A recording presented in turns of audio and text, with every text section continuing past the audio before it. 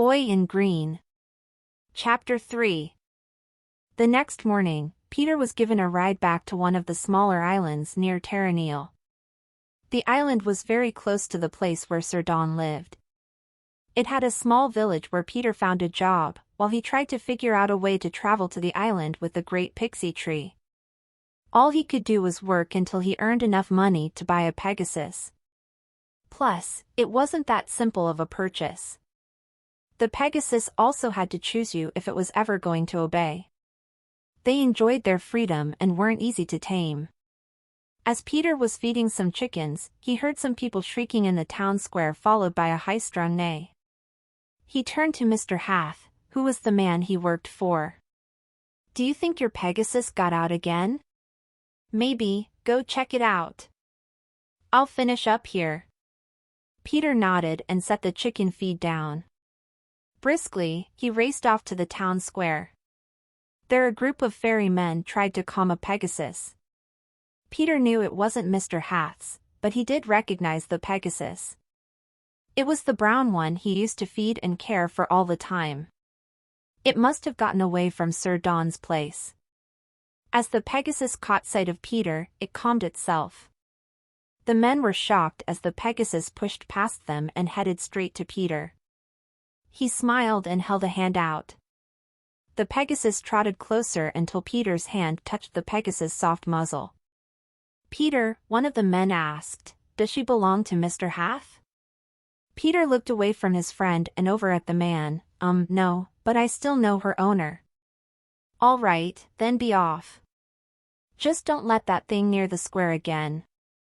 It nearly killed one of the pixies delivering magic." "Yes, of course," Peter said, taking the reins and leading the Pegasus away. From there, he took it back to Mr. Hath's farm. "What's this?"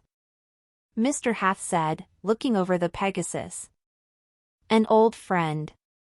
It was Sir Don's, but she must have missed me or something." "Perhaps, but I think it's more than that." Mr. Hath reached inside a satchel that rested on the Pegasus saddle and pulled out a letter. He handed it to Peter. Peter opened the letter and read it. He stared up at Mr. Hath happily. "It's from Sir Don. He says that he's sorry about what happened to me at the castle and that he is giving me the Pegasus. I can name her whatever I want." Mr. Hath grinned, glad to see Peter so happy. "What are you going to name her?" "Zell," Peter said, then he blushed when he realized what he had done. Mr. Hath laughed. "You can't change it now, boy. That's how names are made.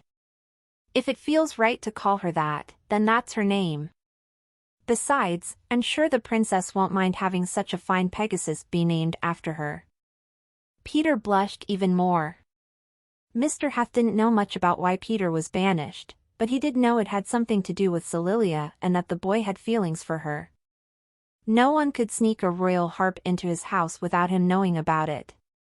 Mr. Hath loved music and went to a performance done by the princess. Her music was like magic itself. That night, while Peter slept, a strange dream entered his mind. A dream where it was full of brightness and a girl's voice. He didn't know who she was, but he could tell she meant a great deal just by how regal she sounded. "Peter, what the princess has told you is true. I must warn you of a coming danger. There is a world below the clouds. A world that is at war with land and water. I dare not bring the sky into this mess as of now, but one man has discovered this world. He has heard tales of your world. He will come and be driven mad by the power of the great pixie tree and the youth of elves. You must save Terranil. The boy with an elf father and a fairy mother. You, the boy in green. Head to the tree."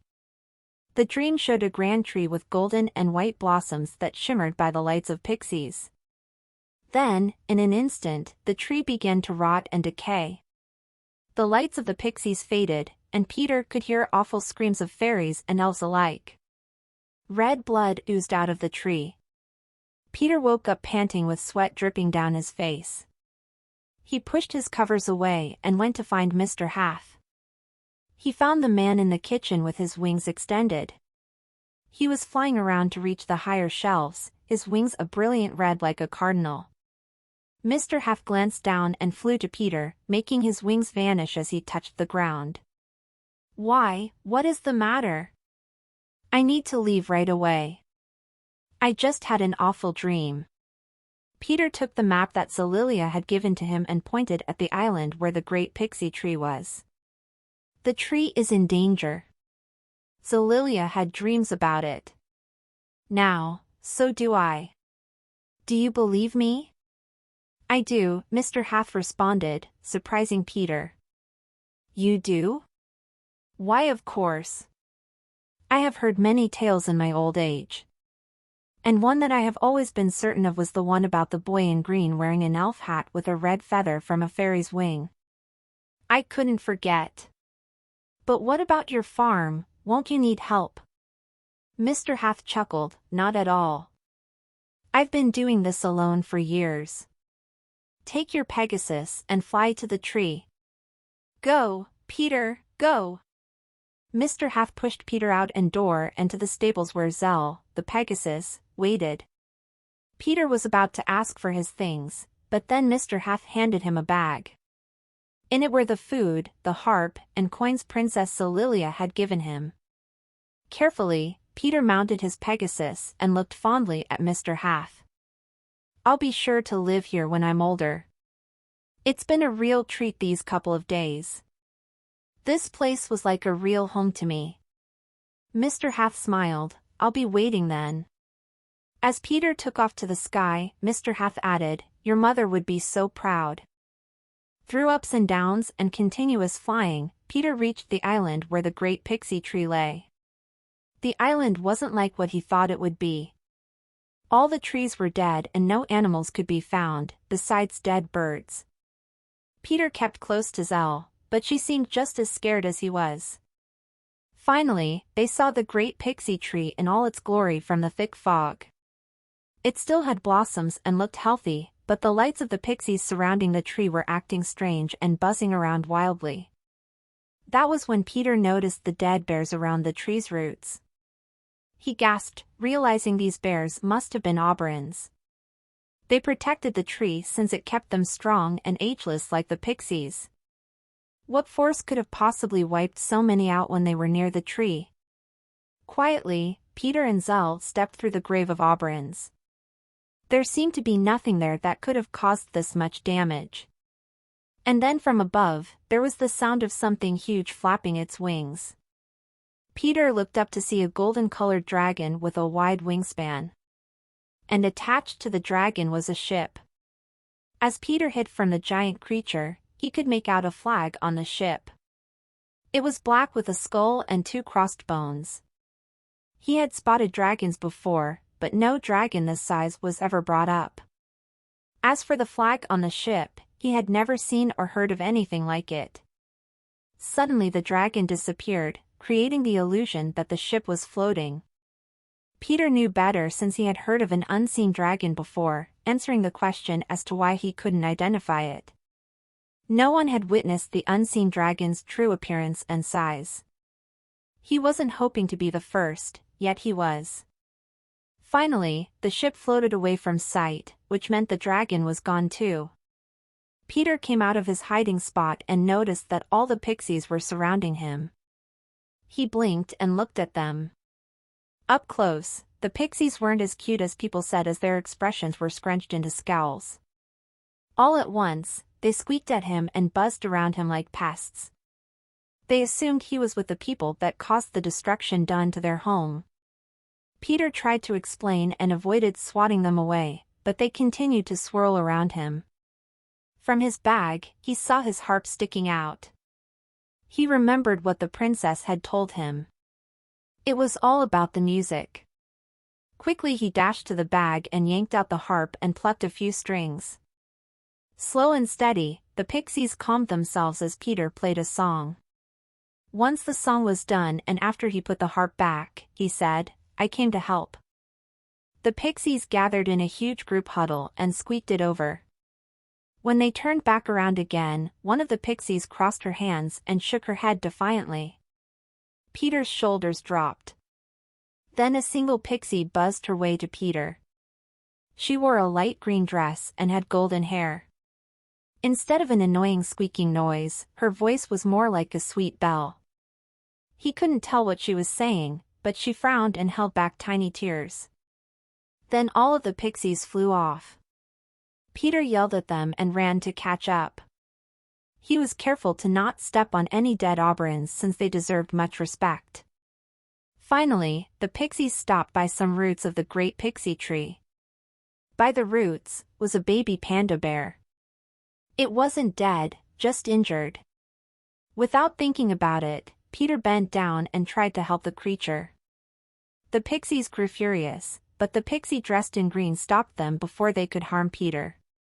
Carefully, Peter made slow movements as he mended the bear, which he could only presume was an oberon newborn. The bear glanced up at him while it cooed. It could tell that Peter wasn't a threat. The pixies understood this and started to trust Peter. "Will you let me help now?" Peter asked.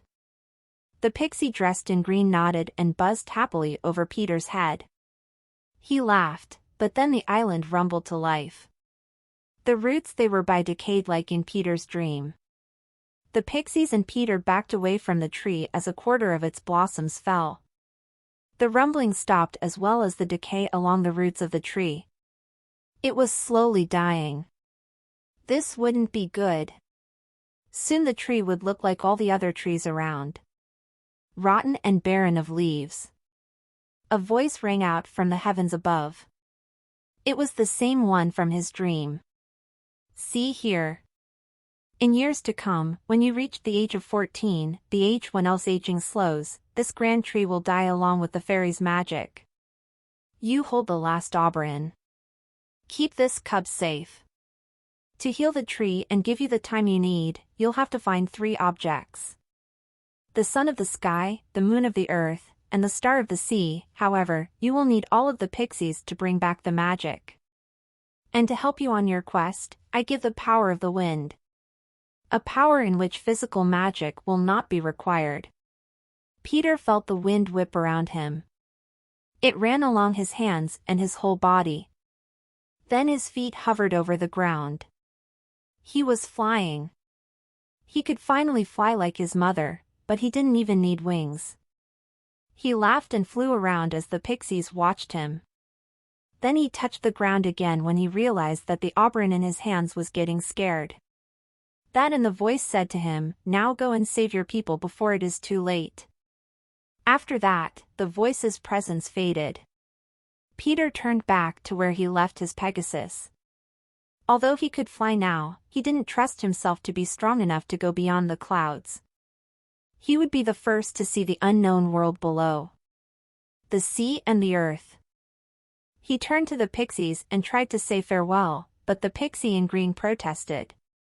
She got in front of Peter and said in a small voice, "No, you are not leaving with that oberon without one of us with you." Peter gasped, "I can understand you now. It must have to do with the wind power I received." Hey, you could come along. What's your name?" The pixie got all ruffled up as she blushed, "Tinker Bell." "And you are?" "I'm Peter Pan." "All right, I'll come with you. And you should know, the oberon's name is Evan. He will need lots of love if he is ever going to be able to change into any bear at any size once he gets bigger." The two made their way to where Zell waited. Peter hopped on the Pegasus and placed Evan in one of the satchels hooked to Zell's saddle. Tinker Bell sat on top of Zell's head while she waved to the other pixies. Then they took off. Peter guided Zell through the sky, then dove past the thicket of clouds. He didn't expect to find such an amazing world under the cloud blanket. There were forests, fields of green, mountains, a desert, and a beautiful ocean. Peter was used to a sea of clouds, so it was strange to see a massive sea of water. "Whoa, all of this has been here the whole time?" Peter awed. "It's still very small," Tinker Bell commented. Peter smiled. It's bigger than any of the islands we have. Yeah, but it is the only island besides those few little specks in the ocean over there. Those couldn't even hold a small town. Well, whatever, what object do you think the moon is? Peter asked. That's what we're supposed to be looking for here. I have no clue.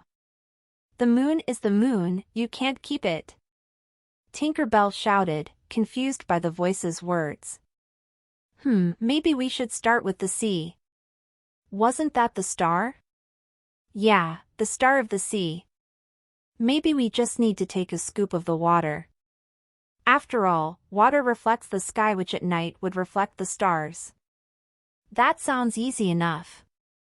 I think the star has to be more special than that, Tink. Tinker Bell glared at Peter. Tink, what kind of nickname is that? I don't know, but I think it sounds cute.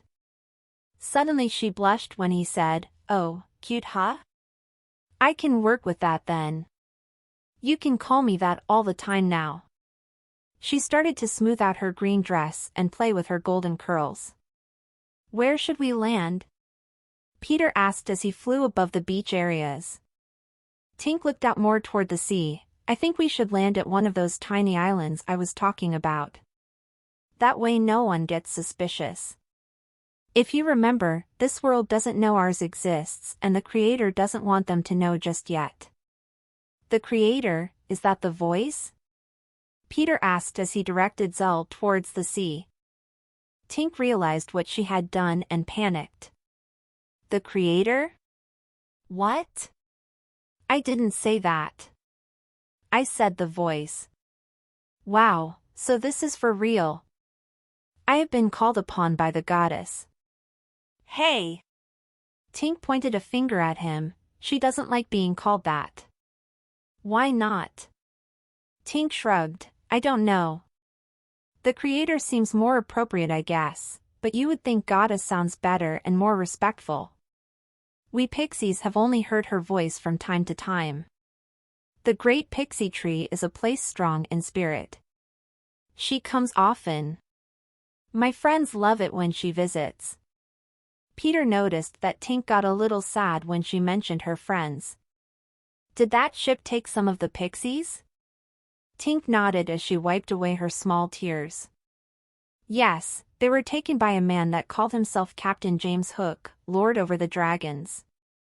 I guess the old dragon lord passed, leaving his closest relative to gain his power. It makes me wonder if the old one explored this world before we did. After that, Peter said confidently, I'll save them, Tink. Don't worry. They searched the seas until they could no longer see the mainland and it was all the big open sea. Finally, they found one island where starfish were everywhere.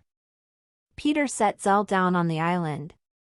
Slipping off Zell's back, Peter checked on little Evan. He was sleeping soundly. Then Peter neared the rippling water.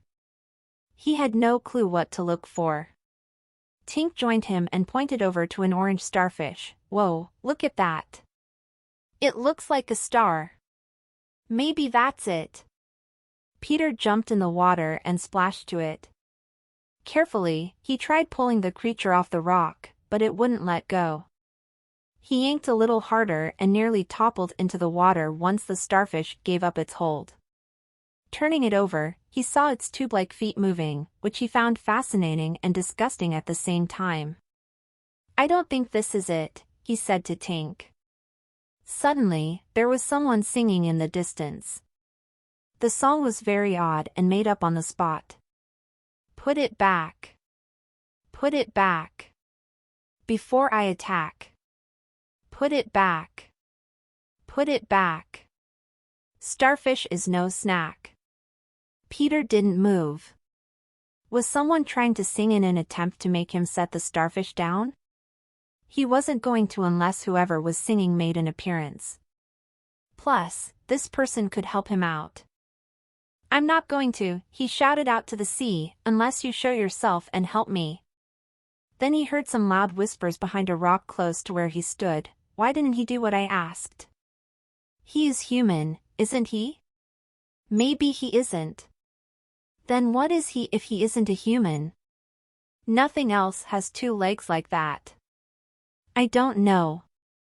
Peter peeked behind the rock and saw two young mermaids around his age. One had orange hair and the other had blonde and pink hair. Their tails matched the color of their locks. You whisper loud, Peter said to them with Tink by his shoulder. They both looked up and yelped. Ah, human, the blonde one screamed. She tried swimming away, but the orange-haired mermaid grabbed the end of the blonde's tail. No, he isn't, look at his ears. The blonde came back willingly and took a second look. She then giggled, they're all pointed. What are you? I'm half elf and half fairy, Peter said before Tink could stop him. The blonde stared at Tink, and what's that? That's Tink. She's a pixie. Tink sighed, giving up on trying to remind him that this world had no clue what they were. However, as far as Tink could tell, these mermaids were a bit dull in the mind. Oh, I'm Petal, the blonde one said, and my friend is Janice. Janice flicked Petal in the head. You dope, they probably don't even know what we are either. Janice turned to Peter, we are called mermaids. Petal is only singing because our voices have control over humans. We want you to put the starfish down because we didn't want you to harm it. Oh, sorry. Peter exclaimed as he quickly placed the starfish in the water. The mermaids giggled, then Petal said, you sure are a funny boy. It's a good thing you're not human. Now, what did you want help with? Tink tried to tell the mermaids they didn't need help, but all the mermaids heard was squeaking. They giggled again and called Tink cute. Tink didn't like that, nor did she like Peter acting so friendly with these mermaids. We're looking for the star of the sea, Peter said. Janice tapped her chin, then snapped her fingers together. I know what you're looking for. It's Dorian's finest jewel, given to us by the Creator. Cool, let's go. Peter said. Wait. You can't breathe underwater. Petal pulled out some seaweed plants. Here, eat this. And don't you dare tell the humans about this. Peter took it and ate it. He almost coughed it up, but he managed to swallow it down. Then he allowed the wind to carry him upward as he dove into the water while he shouted to Tink to look after Evan and Zell while he was gone. Now underwater, Janice said to Peter, you truly aren't human flying up in the air like that. Let's get you down to Dorian.